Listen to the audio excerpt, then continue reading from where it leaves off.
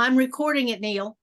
Okay, so welcome today to a Lincoln Douglas friendly debate between Dr. Linda Cheek and Dr. Richard Lawhern, and we will discuss today what offers the best prospects for returning clinicians to the practice of pain medicine. Whether we must first repeal the Controlled Substance Act of 1970 or first remove the United States CDC and Department of Veterans Affairs from policy-making roles in pain medicine. That is the question that we are going to be discussing today in this Lincoln Douglas format. We are going to try to resolve today, at least discuss all the various aspects of the opioid crisis now plaguing the United States that's affecting millions of patients, as well as thousands of healthcare providers and professionals that are trying to take care of patients who are suffering from chronic pain, as well as chronic addiction. Thank you so much for having you joining us, Dr. Cheek and Dr. Lawhern. And we are, after a coin flip between both participants, we have decided that Dr. Lawhern will start with the debate. He will get 10 minutes. I'm going to do a quick introduction of Dr. Lawhern. Dr. Richard Lawhern, also known as Red Lawhern, is a healthcare writer and volunteer patient advocate with 26 years experience moderating patient support groups in social media. He has authored or co-authored over 200 papers and articles published in medical journals and mass media. Welcome, Dr. Lawhern. You have the floor. Your 10 minutes starts now. Thank you very much. I hope this is legible as I've just brought up the slide on my part of the debate. I'd like to offer a case for first removing the CDC and Veterans Administration from policymaking before proceeding to additional steps that I believe Linda Cheek would advocate perhaps doing first. First of all, the US CDC and the Veterans Administration are engaged in a false narrative that claims doctors overprescribing caused the US addiction crisis. This false claim is conclusively disproven by data that the CDC itself and the National Institutes on Drug Abuse have published quite widely. But many legislators don't realize that that data has indeed been published and that it makes the case for serious changes in public policy. Many legislators don't know that there is no major cause and effect relationship between prescribing and either mortality or drug abuse. They also don't know, or inconveniently don't want to acknowledge, that vulnerability to addiction is caused mostly by conditions in which people live, not by medical exposure.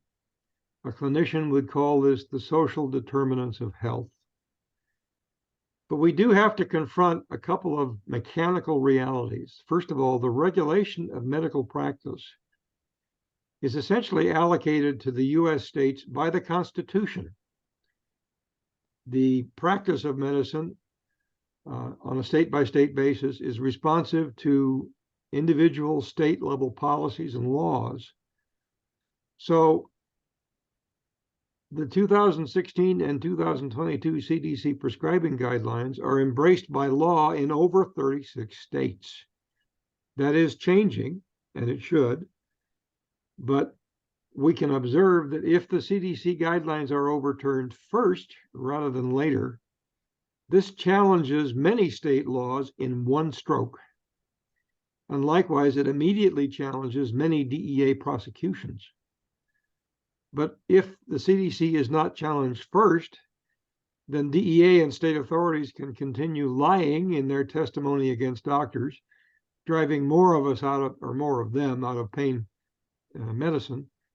The large insurance companies that hate chronic patients because they're loss leaders, and the anti-opioid crazies who are convinced of their own frauds will continue to win. But if the CDC is challenged first and conclusively discredited, it would be my proposition that it will be much easier to overturn or to modify, depending on how what approach is used, the Controlled Substance Act of 1970. And particularly, it would be possible to lobby Congress, which I believe Linda's engaged in. It would be possible to lobby Congress with a strong case to offer that says, folks, there's no reason for the DEA to have pre-charge or pre-trial asset confiscation privileges that deny doctors a chance to defend themselves. There's no reason why the expert witnesses that the DEA hires should be regarded as experts because they don't understand the reality that the data don't support the case they're trying to make. There's no reason for all of that because we've already demonstrated that the CDC has no case to offer. Now, I'm going to wrap this up. I will make one more footnote that isn't on the chart. The reality in U.S. Pain management and in the U.S. policy toward pain management and toward narcotic drugs is that prescription drugs are only one of 7 different factors that play in either hospitalizations or mortality. And the DEA knows it, and they published it in 2019 in a conference that was directed to clinicians who were being considered or who were considering the impact of drug diversion. So the DEA already knows they're lying. Now we got to get the CDC to withdraw from the field so that that lie can be revealed. I think that probably adequately summarizes my case for first removing the CDC and VA from policymaking, and then tackling the larger and more subtle and more difficult problem of amending or revoking, if you will, repealing the Drug Enforcement Administration's privileges and the Controlled Substance Act. Thank you for your time.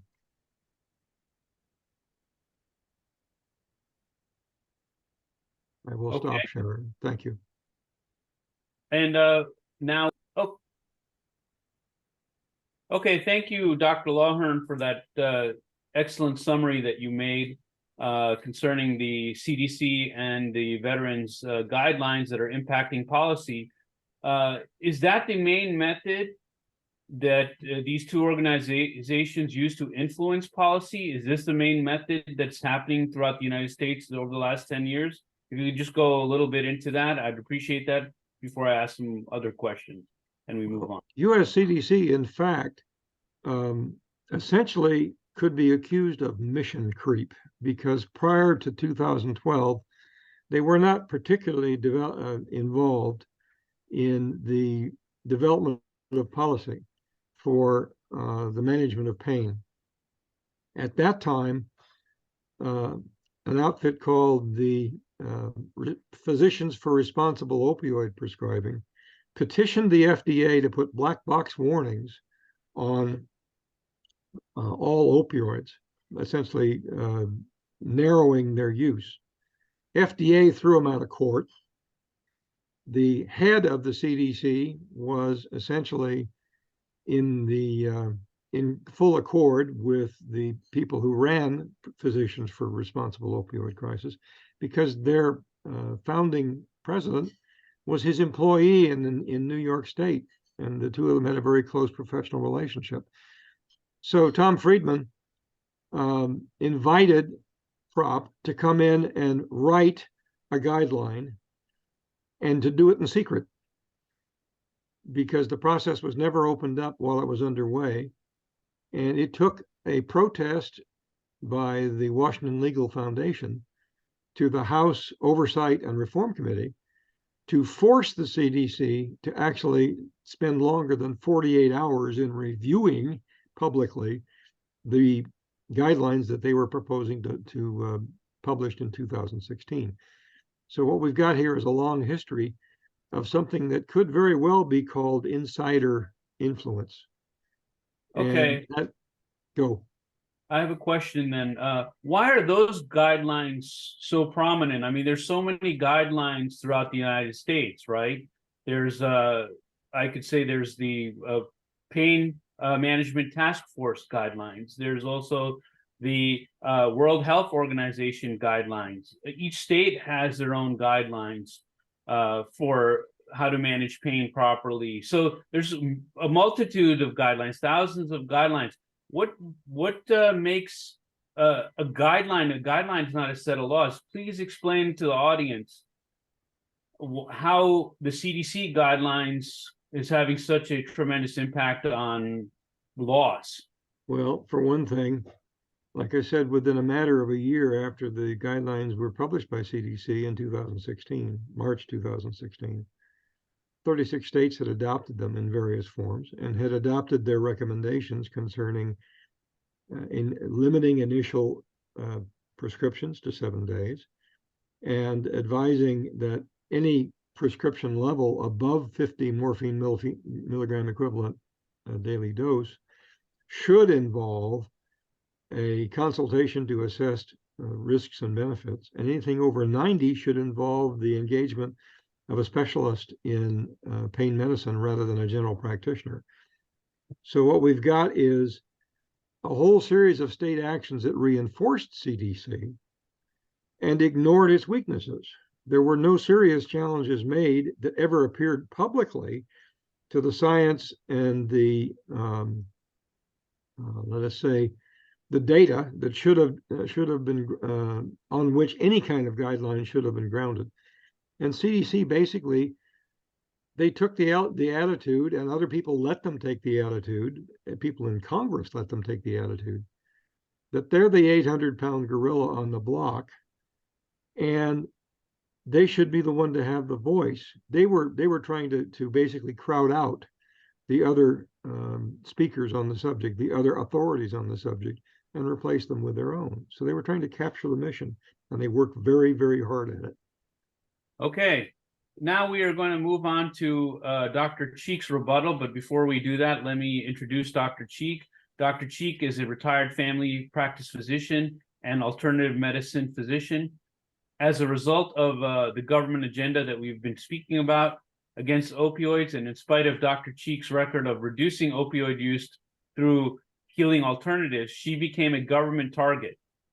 Through gross government misconduct, she was convicted by the illegal use of the Controlled Substance Act and spent 26 months incarcerated.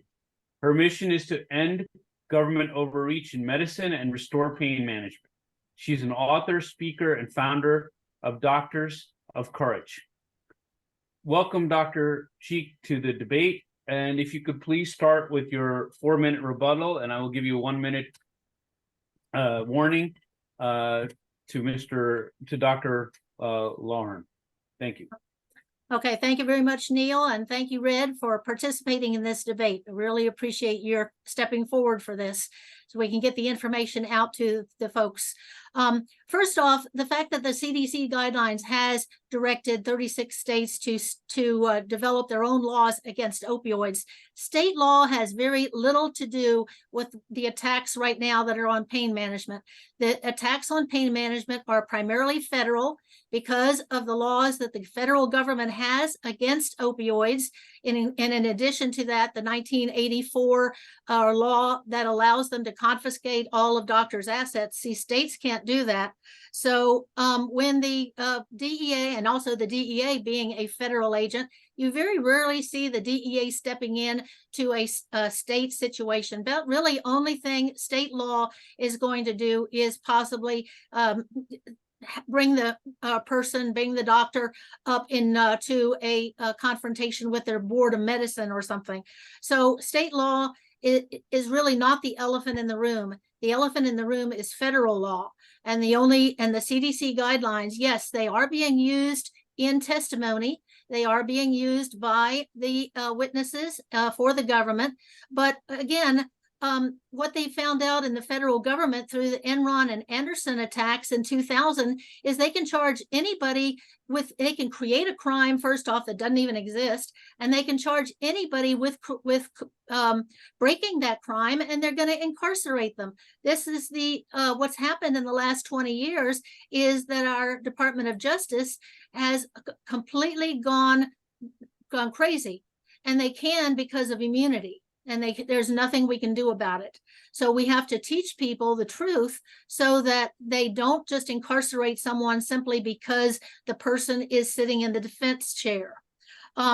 Doctors are forced to take a plea also because their assets are all confiscated. So even if we did do away with the CDC guidelines, it's not going to stop attacks on doctors, because the government comes after us for our money, and then we have to take a plea because we've got no assets in order to fight them in court. Also, we know just from experience now that they're going to win in court anyway, because they lie, they commit crimes, they do everything in the federal court system that they possibly can, and they have the judges on their side, basically, because of the propaganda against opioids that they have created over the last 20 years. So pain management specialists are also under attack, even though the CDC guidelines are directed to primary care physicians. It doesn't matter that primary care physicians are forwarding their patients to pain management specialists, because that's where the money is. The government is going after the pain management specialists. They are even now going after the doctors that prescribe for addiction, even though the government has claimed that anybody on an opioid is an addict and should therefore be treated for addiction. Yet because those doctors and those clinics are making money, they are actually going after them as well. The statement that they use in 841 of the Controlled Substance Act, which basically says that they are prescribing without justifiable medical purpose, is what basically the part of the law that is getting doctors charged and getting doctors convicted. All right. So it is this Controlled Substance Act that we must address, and we must do away with it, because, as I'll talk about in my primary part of this debate, is the war against opioids really is just a matter of, right now, the government just making money off of doctors. So we thank you, though, Red, for your years and years of advocacy in this area, and I applaud you for that. And I do hope that we can work things to where we can see both sides of this story. And I thank you very much for being here. Mm-hmm. So I'm going to pause the recording to get ready for the second part. Okay. Thank you very much, Dr. Cheek, for your rebuttal of Dr. Lawhern's main segment. And now we move on to your main segment. You have 10 minutes to make your statements, and after that, a part of the Lincoln Douglas debate format, Dr. Lawhern then will have a 4-minute rebuttal. So you may begin. Okay, thank you very much, Neil. The war on drugs has existed since 1904. It did not start with the CDC guidelines and will not be changed by advocating on the CDC guidelines. To end the war, we must face the elephant in the room and repeal the Controlled Substance Act. Why can't we learn from history? Prohibition lasted only 13 years, but during that time, it caused the rise of organized crime and expanded government power with increased cost, loss of taxable income, and targeting of minorities and poor whites. And it led to the creation of poisonous alcohols. Do all of these effects sound familiar? The war on drugs began as a political agenda to make the U.S. a world power, and post-Civil War to disenfranchise minorities, keeping the country white. Opium was targeted against the Orientals, and cocaine was targeted against the Blacks. Cocaine at the time in the 1800s was a standard herb given to Black workers in the 1800s to increase their productivity. And if you should know, it was also in the first Coca-Cola drink. Today, Blacks are still being targeted as on cocaine, as demonstrated by the shoot first and ask questions later when Black men are confronted by law enforcement.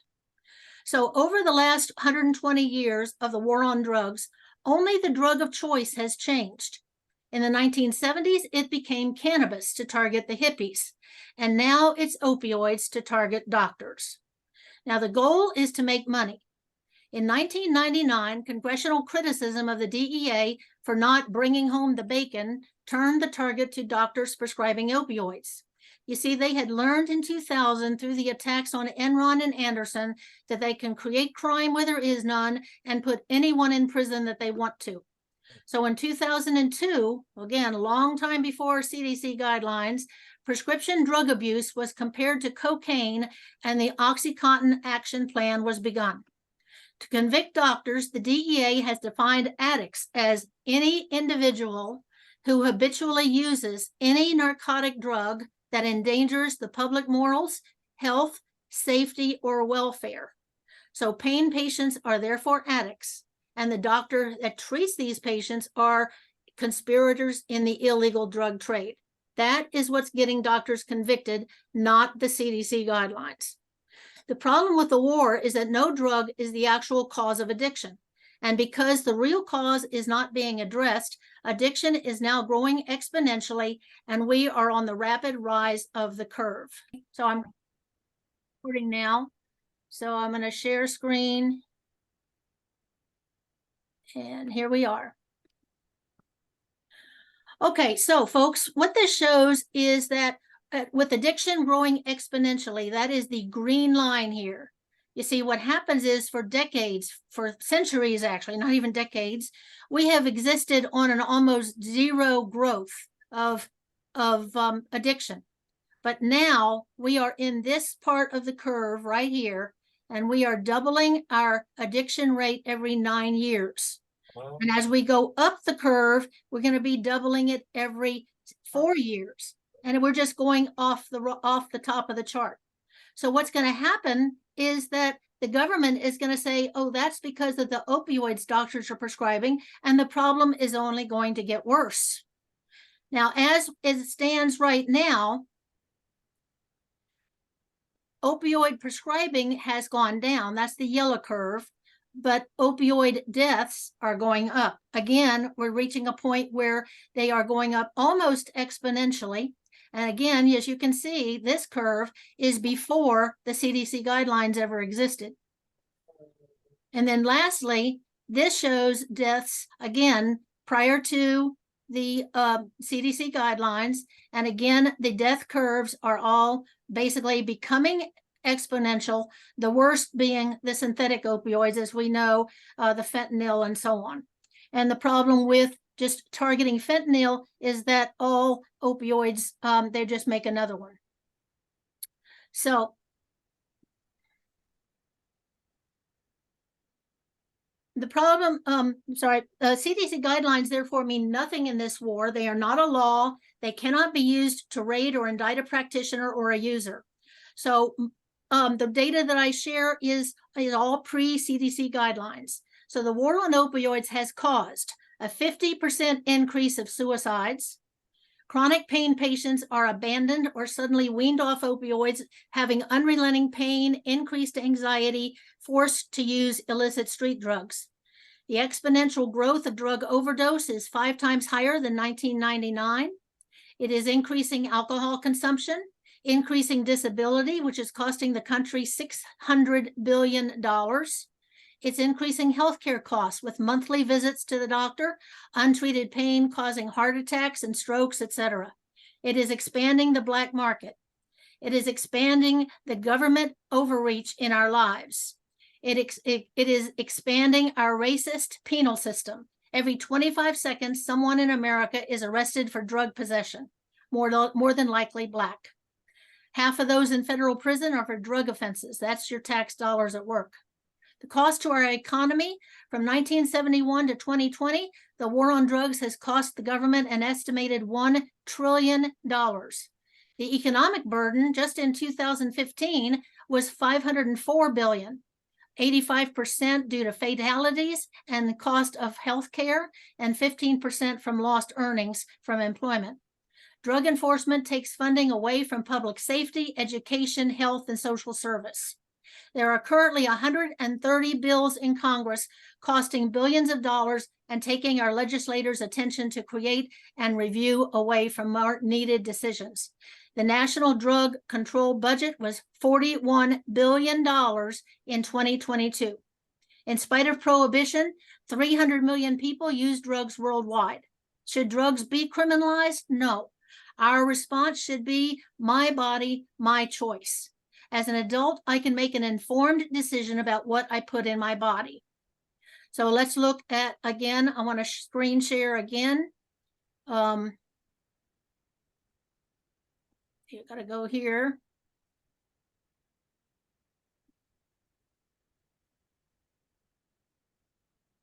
Okay, this is showing the bills in Congress currently, just since January of this year. Over 150 of them are due to opioids. What you see here are yellow descriptions are pertaining to opioid addiction. Green are pertaining to opioid synthetic opioids. But the really bad ones that I want to show people for patients is the red, where opioids will be denied.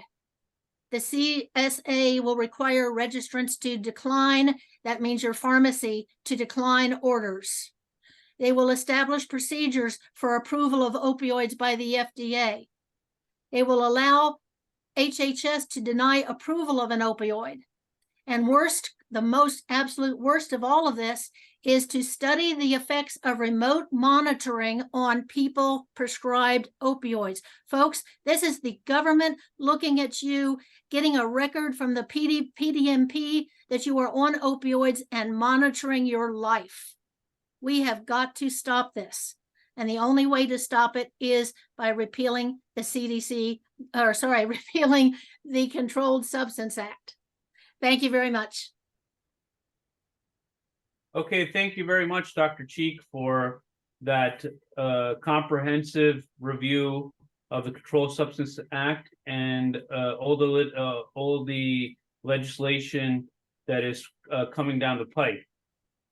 Now we move to our 4-minute rebuttal by Dr. Lawhern. Dr. Lawhern, you may begin your 4-minute rebuttal. Thank you so much. I'm gonna pause recording for just a minute so Red can get an idea of.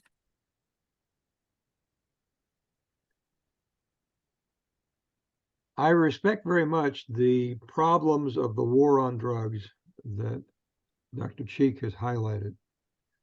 But I must point out that essentially putting the DEA out of business is a very, very big ask. Because every time anybody tries to do that, especially if they're a Congress critter, it gets pointed out that they have become, quote, soft on crime. A blizzard of public relations is mounted against them. They are discredited from multiple sources that we often do not know. There are a lot of operators in this business that are very much below the radar. One of those operators is the insurance industry. There's big money moving to candidates who are hard on crime.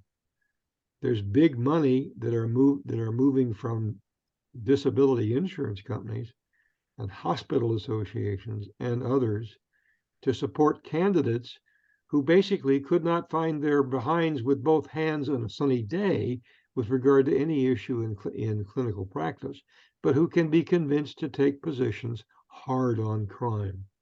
We're dealing with the same mentality that led a fellow by the name of Haldeman in the Nixon administration to advocate for the imposition of the DEA.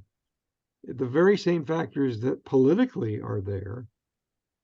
And a lot of those factors can be traced back to the period in which the Congress made the director of the DEA a political appointee.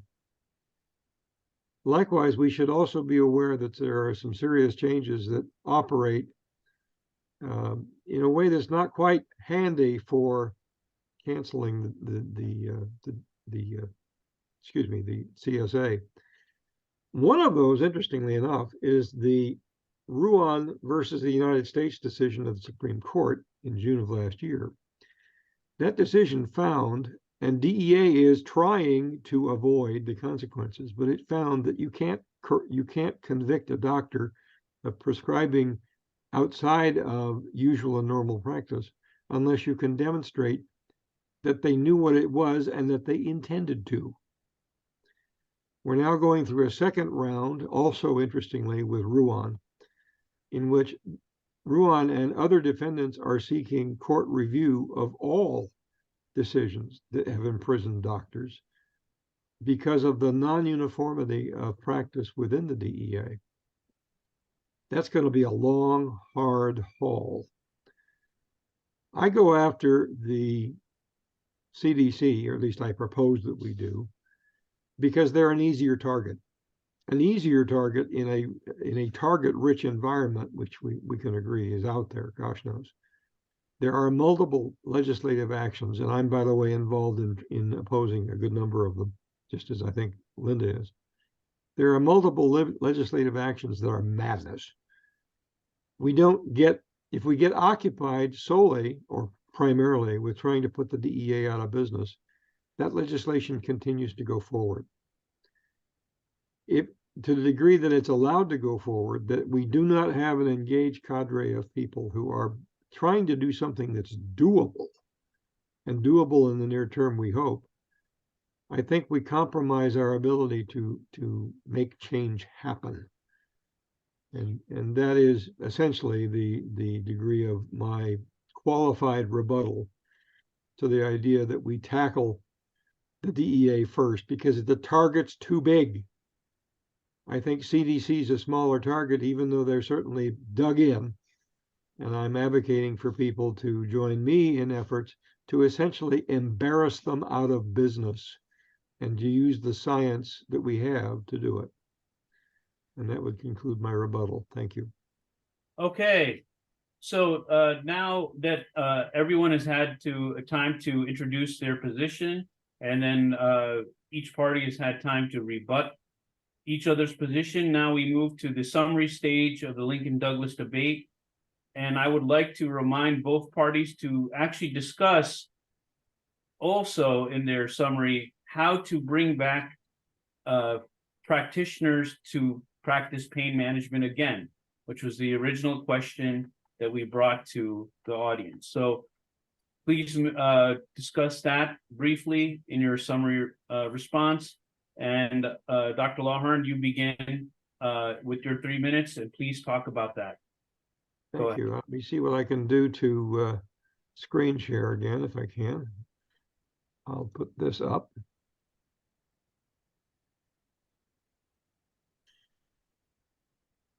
To summarize, this is something that both Dr. Cheek and I have spoken to.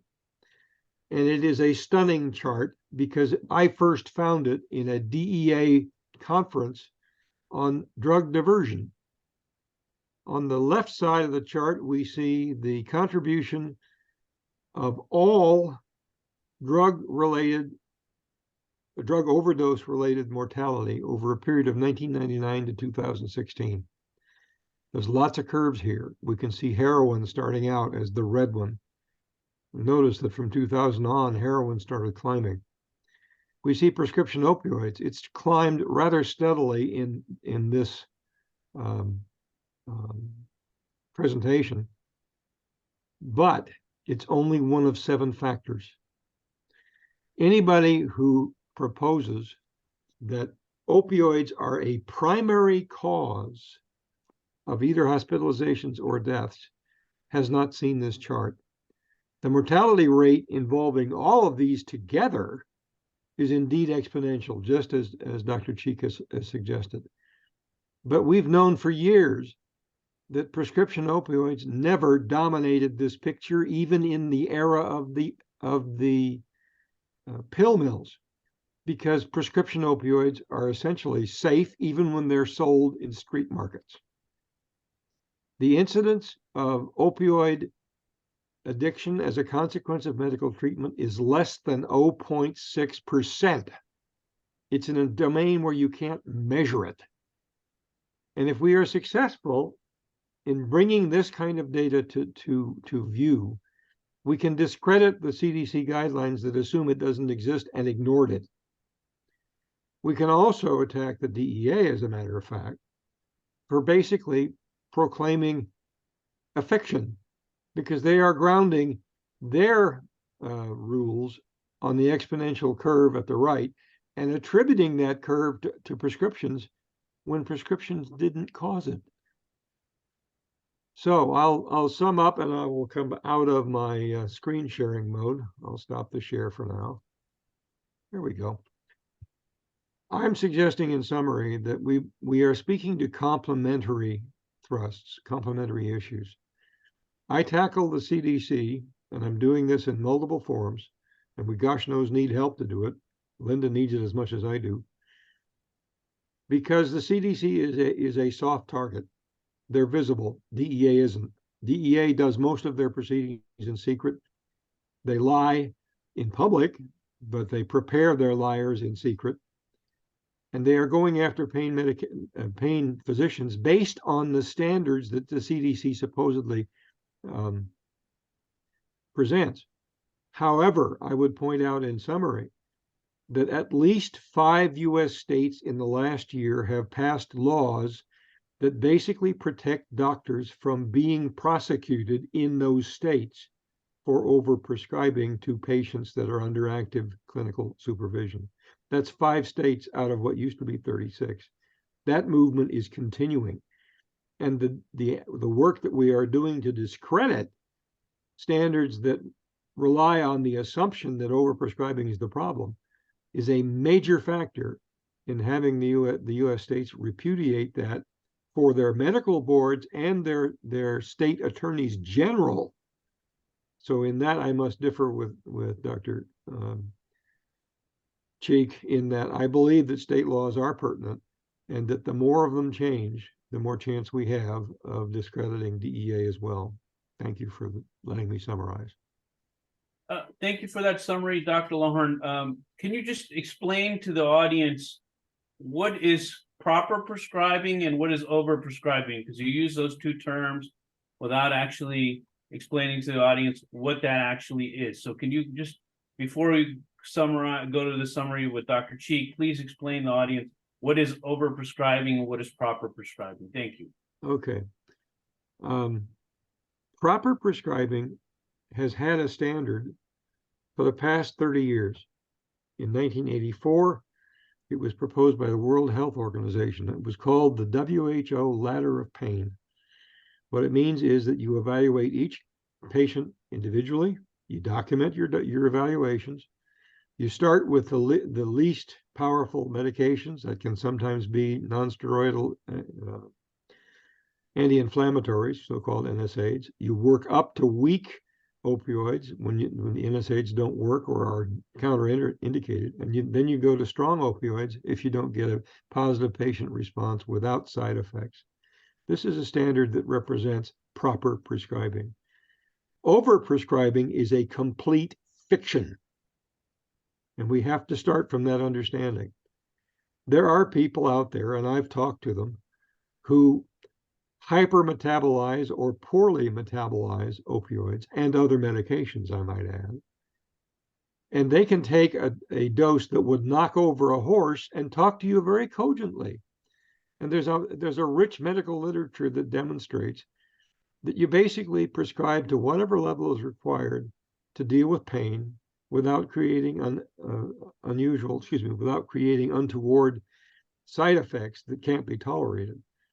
And you change opioids, taper one down and taper another up, or I forget the term. If you don't get a good response with one opioid, you try a different one. So I would say that overprescribing is a mythology.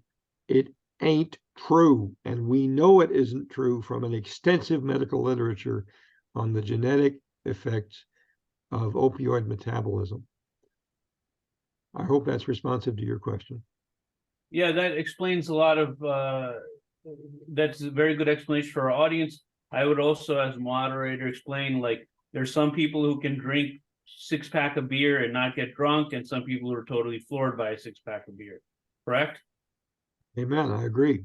Okay, now we would go to Dr. Cheek. Please summarize your position. And also, please also be cognizant in explaining how to get pain practitioners to return to the practice of treating patients not only with chronic pain, but addiction as well. Thank you so much. Yes, thank you, Neil. The war on drugs is a policy choice for racial discrimination and job security for government agents that has done more harm than good. The drug war is responsible for trillions of wasted tax dollars, as well as devastating human costs with untreated pain, overdoses, and increased healthcare costs. So the drug war has created also a huge criminal market with increased production in new areas and creating new drugs. So criminalization promotes stigmatization and discrimination, the burden of which is carried primarily by already marginalized or vulnerable populations. Also, the ecosystems are being destroyed by producers growing drug crops and by the chemical crop eradication carried out by law enforcement. Also, there are human rights violations. Millions of otherwise law-abiding, consenting adult drug users are criminalized for their lifestyle choices. So the war on drugs is severely undermining human rights. So the repeal of the Controlled Substance Act, which is what my premise is for what we need to do, will release, and this is what we tell the legislators, if they're concerned about why this would not be a go. We explain to them the money, okay? First off, this would release hundreds of thousands of citizens from the stigma of felony conviction, returning them to society as contributing members. It would help their families, lifestyle, and future. It would restore all physicians destroyed by the attacks to their profession with a clean record. It would save trillions of dollars in government spending. It would provide a source of tax dollars with legal sale of drugs. It would end the black market of drugs. People would choose legal drugs over illegal ones. It would end the border crisis, as our southern neighbors could then raise products to be sold and not be threatened or killed by the cartels. It would restore pain management, even giving patients access to over-the-counter drugs if they are uninsured. It would make all drugs sold by the FDA approved and uncontaminated. It would decrease healthcare costs, as visits for pain management would not have to be done monthly, and patients wouldn't be forced into unnecessary and harmful injections or surgeries. So it is my premise that the only functional way that we need to explain to our legislators is that the Controlled Substance Act is defunct and it needs to be repealed completely. Even a complete revocation of the CDC guidelines would accomplish none of this. Thank you very much. I appreciate the opportunity to speak and to share my thoughts. As far as returning your question, Neil, if I still have time in my summary, as far as returning practitioners to practice, basically the only thing that is going to do that is going to be repeal of the Controlled Substance Act, because of the fact that the government, with the immunity that they have and the ability to break laws and to convict innocent doctors, with the ability to create crime where there is no crime, for them to be able to interpret a law such as the Controlled Substance Act and say that a doctor prescribing to a pain patient a legitimate pain medicine is prescribing without justifiable medical purpose is totally fabricated and false and needs to end. Thank you very much. All right, I just have a quick question and follow up. Dr. Sheik, could you tell the audience how many physicians have been arrested for the crime of overprescribing or prescribing improperly? Can you give us an accurate number, or do you have a general number you could give us? I can only give you the number of those that have been actually reported on the internet, because that's my source. And right now, doctors are being charged and convicted all the time, and they're not even showing up in the news because it's no longer news to the media.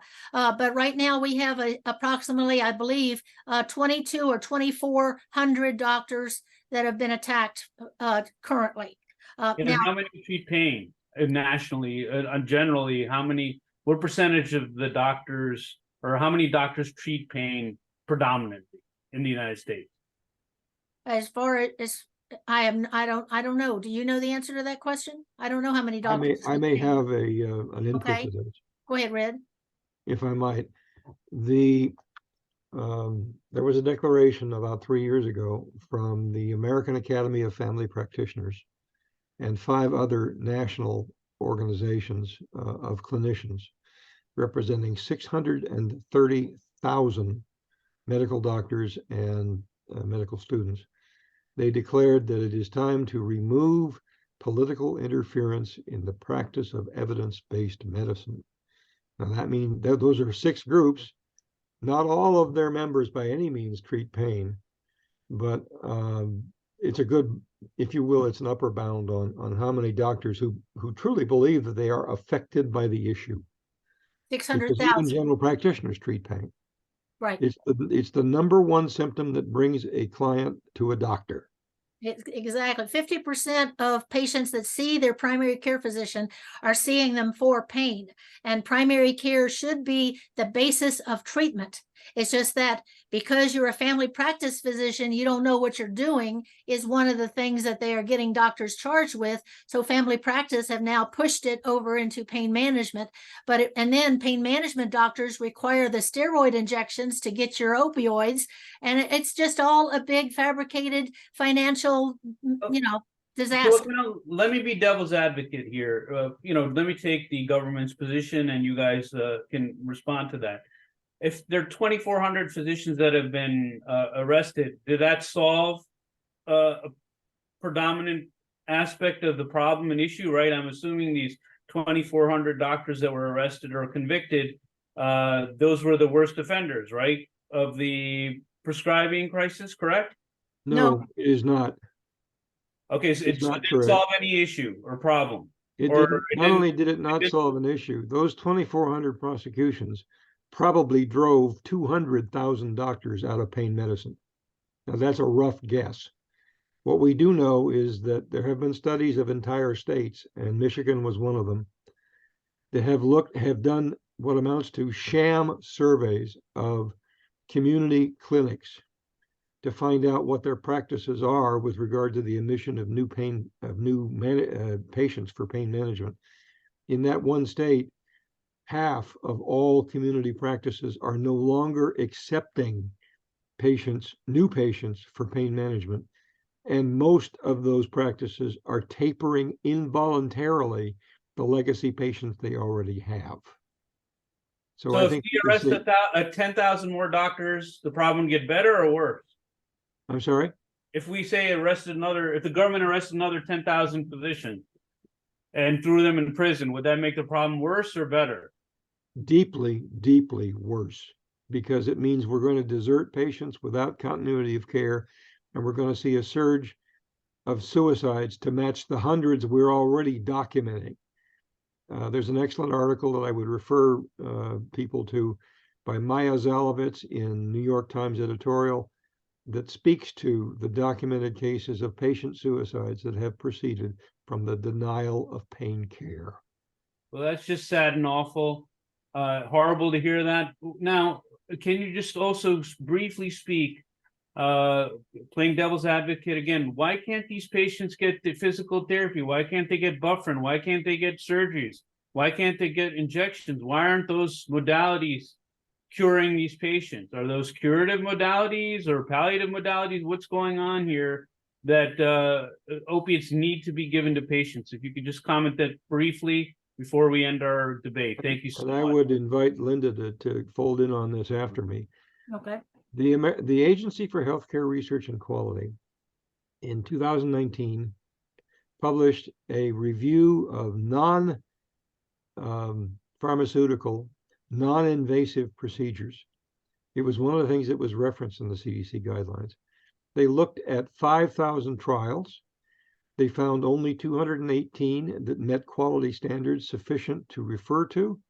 And in those 218, over 150 of them evaluated the medical evidence as weak, and the degree of improvement in pain and quality of life as marginal, generally speaking, on the order of 2 points on a visual analog scale of 10. The CDC, the AHRQ, however, didn't report the details of their results. They reported instead at the summary level that most people read that there were techniques of, you could say, alternative treatment that show improvement without quantifying how much. The AHRQ, and specifically a gentleman by the name of Roger Chow, outright lied. And this is proven in the document I've published in this area with a co-author who is a neurologist and a very experienced clinician. So what we've got here is, we know that the ancillary techniques are helpful at the margins for some people some of the time. They have never been trialed as replacements. And the CDC was not only wrong in claiming that they could be or that they were preferable, the CDC again outright lied about what actually happened in the trials that were analyzed by AHRQ. Okay, and Dr. Cheek, your response to all this, could you please give your final remarks? Thank you so much. Yeah, I'll answer the first question, and then I'm going to go back to I answer the second question, then I'm going to go back to the first one. Basically, well, actually, now I've almost forgotten what the second question was about. Oh, will more doctors? Other modalities. Other modalities. That's right. Other modalities like, but basically, the modalities that medical doctors are choosing right now don't necessarily address the real cause of the pain. They just cover it up, so the pain continues until we get to the actual cause of the pain. The person is going to continue to have pain, and many of those modalities are not going to work. Opioids, excuse me, always do treat the pain centers in the brain and basically turn off the pain messages. So there will always be a use for opioids. The other modalities, if they do help, if they do reduce the person's pain, that's great. And it's good for there to be multiple modalities available. We do need to get that basically covered by Medicare, Medicaid, and so on to get these other modalities. But still, unless they address the actual cause of the pain will not resolve. Now, to go back to your first question, doctors charging more doctors is not going to end the problem. And I would like to point out to people that the government is actually cherry picking the doctors that they want to attack. And the reasons that they attack them are they are a minority physician is number one. Number two is that they are treating the expendable populations in this country, because the government would just as soon see expendable populations commit suicide and disappear than they would to continue, because they draw money out of the money market or the government till, instead of putting money in.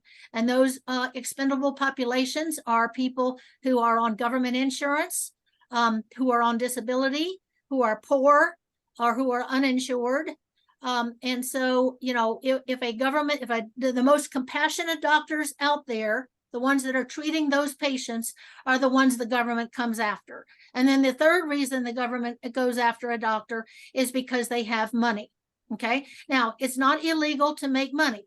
Okay. There's a lot of people, I don't want to mention names out there of people who are making money that are not in prison. But for some reason, if you're a doctor and you're making money, that's a crime.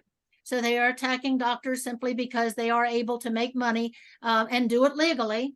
But the government creates crime. Also, for doctors like myself that actually heal people, they don't want us around either. That's the reason why I was attacked, because I was competition to the hospital in the area. And then once a patient started seeing me, they never graced the doors of the hospital again. So the hospital then, went after me with the government, and the end of story. So those are the main reasons for attacking doctors. Excuse me, I need to depart the session, and because I'm being called away.